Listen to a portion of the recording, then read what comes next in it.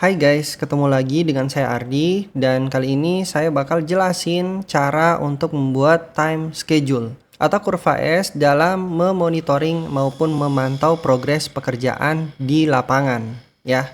Nah, jadi kurang lebih seperti ini. Di sini sudah ada ya untuk tabel-tabel dari kurva S-nya. Nah, teman-teman bisa screenshot ini ya. Kalian bisa screenshot. Terus di sini sudah ada keterangannya, ini nomornya atau nomor pekerjaannya, uraian pekerjaannya, dan di sini kalian bisa masukin untuk kontrak dari pekerjaannya atau biaya kontrak dari pekerjaannya. Selanjutnya di sini ada bobot. Nah, untuk bobot sendiri ini saya bakal hapusin dulu semuanya. Jadi saya bakal contohin ya. Nah, videonya ini tuh mungkin agak sedikit panjang. Oke, di sini saya bakal hapus lagi. Oke. Jadi ini bersih. Nah, ini kita perlu tahu untuk cara menghitung bobot dari item-item pekerjaan ini gitu. Dan di sini ya perhatikan baik-baik. Di sini tuh bobotnya harus 100% gitu. Kalau nggak 100%, nanti pekerjaannya berarti ada yang salah gitu. Atau perhitungan dari total RAP-nya ini tuh ada yang keliru mungkin ya. Mungkin 0,0 sekian-sekian. Nah, itu nanti bisa dibenerin juga gitu. Oke, jadi di sini kalian tinggal sama dengan aja untuk mencari bobotnya. Sama dengan kayak gini, terus klik ini. Oke, terus dibagi ya. Dibagi dengan totalnya ini. Oke, selanjutnya kalian tinggal kali. Oke, kali 100%. Nah, jadi tinggal dikali 100% seperti ini. Oke, sebelum kalian enter, kalian klik di sini. Nah, Fn F4. Kenapa harus Fn F4? Karena kalau tidak di Fn F4, rumusnya nanti tidak bakal kekunci gitu. Oke, jadi saya enter.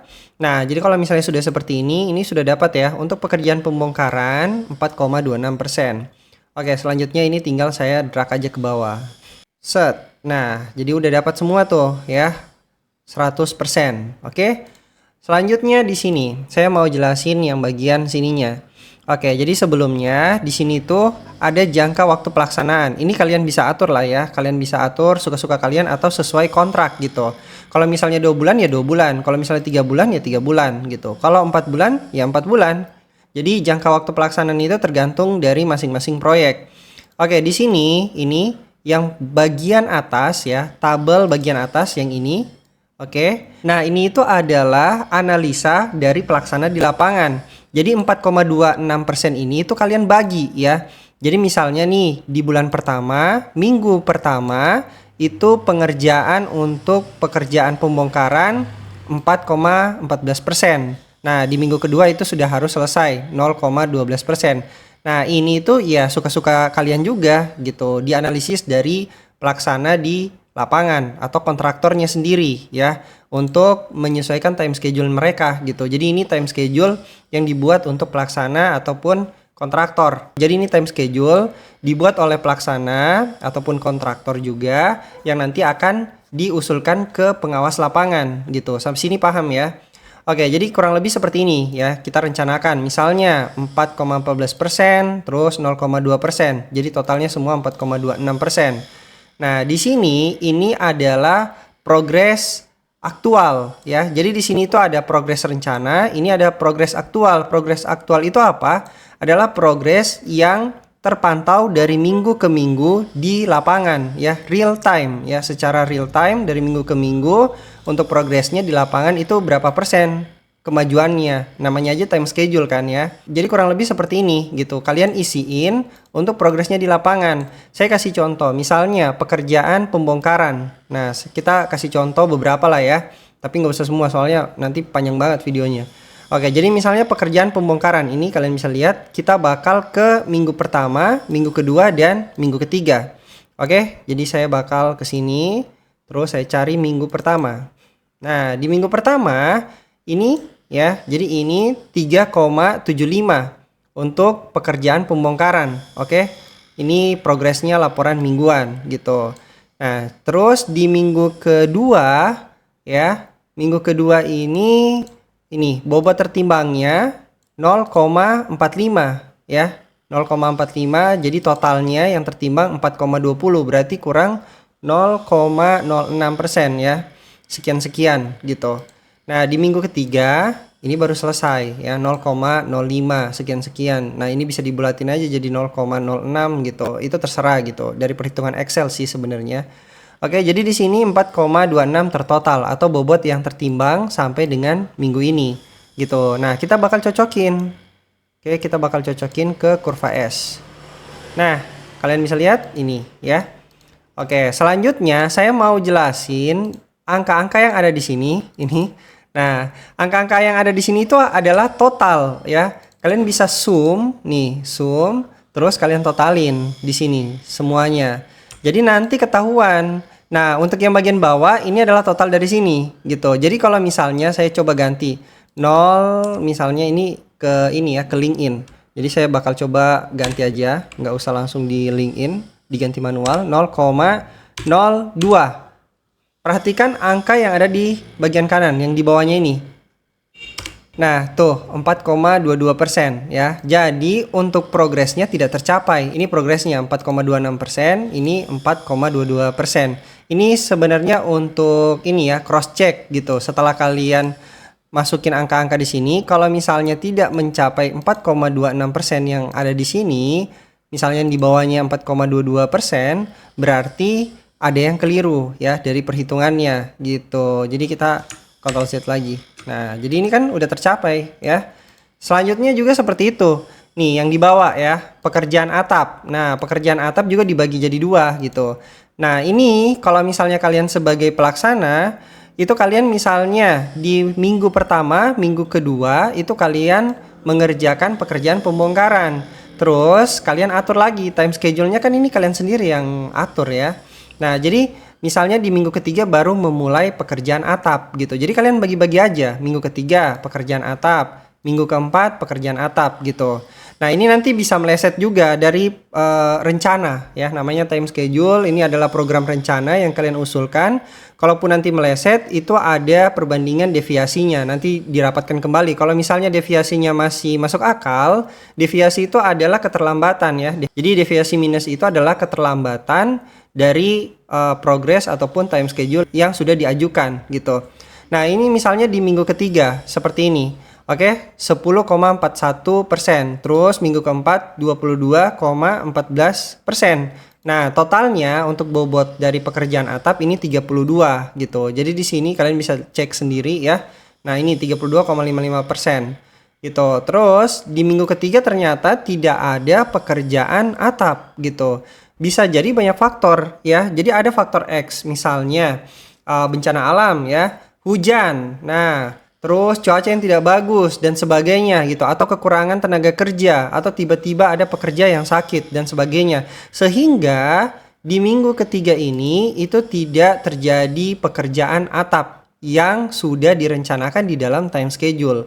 Oke, jadi nanti di minggu keempat baru dilaksanakan atau dilakukan pekerjaan atap seperti yang kalian lihat atau yang tertera di sini. 20,71%, terus di minggu kelima 11,83%. Jadi tercatat di sini itu ada terlambat seminggu ya. Oke, jadi sampai sini paham. Nah, kita perlu cek lagi nih ya, pekerjaan atap di minggu ke berapa nih? Minggu keempat sampai dengan minggu kelima. Oke, jadi kita cari minggu keempat. Ini pekerjaan atap. Nah, benar kan ya? Jadi benar 20,71%. Oke. Terus minggu kelima pekerjaan atap lagi. Pekerjaan atap ke atas. Nah, ini ya. 11,83 bobot yang tertimbang di minggu ini. Jadi tinggal ditambahin aja dan tertotal jadi 32,55%. Oke, kita kembali ke time schedule atau kurva S-nya. Nah, seperti ini. Oke, jadi untuk yang di bagian bawah ini kalian harus link in ya. Kalian harus rumusin gitu. Jadi kalau misalnya kalian ganti-ganti di pekerjaan laporan mingguan, karena kan ini time schedule ini itu terlink in dari pekerjaan laporan mingguan. Saya kasih contoh, misalnya pekerjaan atap ini 20,71. Saya klik kayak gini nih. Nah, ini sudah ada. Oh, dari sini. Jadi kalian tidak perlu sebenarnya ngisi manual di time schedule. Kalian cukup isi di laporan mingguan. Contoh ini 20,71%. Terus ini 11,83%. Perhatikan baik-baik dan diingat baik-baik ya angkanya. Oke, jadi saya bakal ke minggu keempat. Oke, di sini. Nah, ini pekerjaan atap. Jadi bobot yang tertimbang ini misalnya saya ganti jadi berapa ya? 11. Nah, kayak gini. Terus minggu kelima saya ganti lagi jadi 20. Oke. Terus saya lihat kembali ke kurva S-nya. Nah, kalian sudah bisa lihat sendiri kan? Ini sudah langsung terlink in. Kalian rubah di laporan mingguan, itu bakal kerubah otomatis di kurva S-nya atau di time schedule-nya gitu. Jadi makanya namanya time schedule adalah progres rencana yang dibuat berdasarkan laporan mingguan. Dan ketika misalnya kalian ganti laporan mingguan kalian, misalnya kalian sudah memantau progresnya sekian gitu. Nah, itu bakal langsung terlink in di sini gitu. Sampai sini kalian bisa paham kan? Jadi yang dirubah itu di laporan mingguan gitu, bukan yang di time schedule-nya. Oke. Nah, selanjutnya saya mau jelasin, saya Ctrl Z lagi. Oke, udah kembali ya. Nah, di sini kalian bisa perhatikan. Oke, di sini ada progres rencana, ada total akumulatif progres rencana. Oke, pertama untuk progres rencana itu ini ya, yang di atas. Ini kalian isiin. Oke, ini kalian isiin, semuanya kalian isiin. Nah, jadi kurang lebih seperti ini. Ini total ya, total dari semuanya. Kalau misalnya saya klik kayak gini, nah ini asalnya di sini. Jadi caranya gampang, kalian totalin semuanya ya untuk progres rencana. Progres rencana ingat yang ini ya, ini. Jadi langsung totalin aja yang putih-putih ini. Makanya kalian harus bedain warnanya. Nah, di atas juga ini ya 0,2%, ini 21. Berarti dari atas ini ditambah ini, ditambah ini, ditambah ini gitu. Totalnya dapatnya ini. Tuh, ya. Jadi semuanya sama, ini progres rencana semuanya. Setelah itu, nah di bagian sini total kumulatif progres rencana. Jadi total kumulatif progres rencana itu adalah di sini kalian bisa lihat sendiri. Ini di minggu ke berapa ya ini? Di minggu ke-8 sudah harus 100% ya. Di minggu ke-8 ini sudah harus 100%. Namun pekerjaan di minggu ke-8 ini masih 61% gitu. Jadi karena kenapa? Ya ini karena ada beberapa unit yang dikerjakan. Jadi ini adalah perumahan gitu. Kalau misalnya cuma satu unit, ini bakal cepat selesai. Jadi sembari dia mengerjakan bangunan pertama ya, ini kalian bisa lihat nih ada rumah 1 ya, minggu ke-7 rumah 1. Terus kalau misalnya saya klik kayak gini itu ada minggu pertama rumah 2 gitu. Jadi ini adalah perumahan. Nanti akan ada time schedule ditotalin semuanya atau time schedule rekapan dari rumah 1, rumah 2, rumah 3 gitu. Oke, jadi semoga kalian sudah bisa ngerti ya. Oke, jadi di sini ini kalian lihat untuk cara mengisi yang bagian bawah ini. Untuk yang pertama, nah pertama itu hanya tinggal tulisin aja ini ya, 4,14. Nah dari dua yang tabel yang ini, tabel ini sampai seterusnya, ini kalian harus buat kayak gini. Oke, jadi ini ditambah ini. Nah begitupun juga sama dengan ini. Ini ditambah dengan ini, gitu. Paham kan ya? Jadi saya klik, ini ditambah dengan di atas. Ini ditambah dengan di atas gitu. Oke, ini gampang, simple. Yang penting kalian sudah tahu gitu cara menghitungnya, menotalkannya juga kalian sudah tahu gitu. Sampai seterusnya, sampai mentok 100% sesuai dengan targeting yang ada di sini gitu, atau progres yang ada di sini, progres 100%. Oke, jadi sudah paham bagian progres rencana sama total kumulatif progres rencana. Selanjutnya yang ada di sini. Nah, di sini ini adalah tugasnya pengawas lapangan, oke, atau konsultan pengawas lapangan. Ada yang namanya progres aktual dan total kumulatif progres aktual. Mirip-mirip, cuman yang ini tuh mengikut dengan laporan mingguan. Nah, saya klik kayak gini tuh. Nah, ini laporan mingguannya ya. Jadi 3,75 gitu. Di sini juga ditulis 3,75 dong. Karena ini untuk minggu pertama baru 3,75. Ya sama kayak ini, 0,45 ini ya. Terus ini juga. Nah, ini ya. Jadi yang tadi itu baris putih, yang ini baris abu-abu yang ditambahin. Nah, begitupun seterusnya. Sama ya, ini ditambah ini gitu. Selebihnya sama. Rumusnya yang progres rencana sama progres aktual itu sama guys. Oke, tuh saya klik kayak gini sama semua. Nanti kalian tinggal drag aja ke sini ya, ke kanan gitu. Nanti bakal langsung berubah semua. Oke, nah yang terakhir adalah deviasi plus atau deviasi minus ya.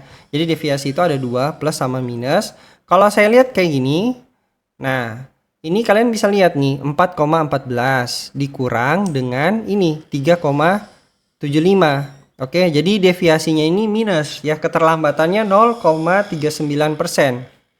Terus di minggu kedua deviasinya 4,26% ya, targetnya ya, progres rencananya. Ternyata yang tercapai baru 4,20%. Jadi masih aman ya, 0,06%. Nah, di sini wah, ini jauh ya. Seharusnya targetnya 25,76%. Jadi ini memudahkan kalian dan kalian sudah bisa memantau progres pekerjaan. Apakah nanti sesuai progres itu akan terlambat atau tidak gitu. Namanya time schedule ya. Jadi schedule yang sudah kalian rencanakan ya, waktu yang sudah kalian rencanakan itu adalah waktu yang akan kalian lihat ataupun kalian pantau progres perkembangannya gitu. Paham kan ya? Oke, di sini 14,50%. Nah, di sini kan ada kendala ya. Biasanya kalau di dalam proyek pemerintahan, keterlambatan atau deviasi minus itu di atas 10% biasanya langsung rapat ya. Jadi rapat tim dari berbagai kelompok ya, kelompoknya kontraktor, kelompoknya dinas gitu. Terus kelompoknya konsultan pengawas. Nah, itu ada rapat tim, akan diremukan kembali atau dibicarakan kembali. Kenapa ini bisa terlambat 14,50%? Itu di atas 10% biasanya. Langsung rapat gitu. Nah, jadi kan setelah diadakan rapat, oh iya ini mungkin ada kendala di pekerja atau apa gitu. Pokoknya banyak yang seperti saya sebutkan tadi ya, ada faktor X. Nah, setelah itu di minggu keempat. Oke, minggu keempat targetnya 47,90%. Nah, tapi yang baru tercapai 41,51% gitu. Oke, jadi di sini ya masih aman juga gitu. Minus 6,3% ya. Belum mencapai lebih dari 10% gitu. Oke, karena ini cuma contoh jadi ini nggak diterusin ke sini gitu. Oke, jadi kurang lebih kayak gitu. Nah, selanjutnya saya mau contohin lagi untuk cara membuat kurvanya ya. Jadi kan ini hanya angka-angka kayak gini. Nanti kalau misalnya kalian pakai persentase itu harus ada kurvanya gitu. Jadi kalian bisa lihat statik perkembangan progresnya. Oke, jadi di sini klik ini ya, drag sampai sini sampai 100%. Terus yang ini ya. Jadi total kumulatif progres rencana. Terus yang ini kalian klik lagi. Oke. Selanjutnya kalian ke insert ya. Insert terus pilih ini. Insert line or area chart ya, klik. Nah, kayak gini. Oke, jadi kurang lebih kayak gini nih. Nanti kalian tinggal sesuaikan. Nah, ini dihapus-hapusin aja, guys. Oke. Dihapus-hapusin aja.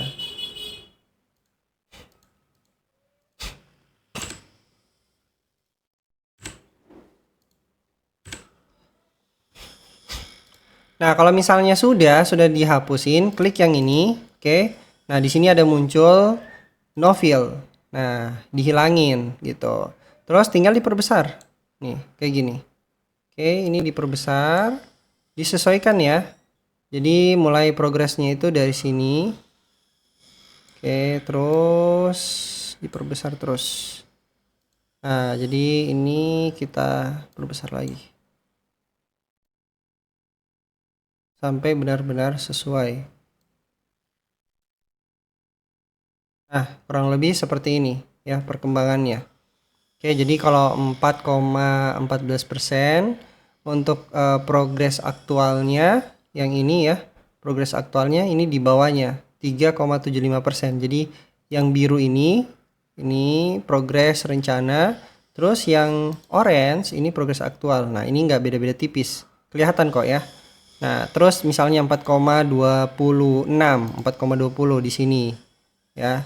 Ini totalnya. Terus naik lagi.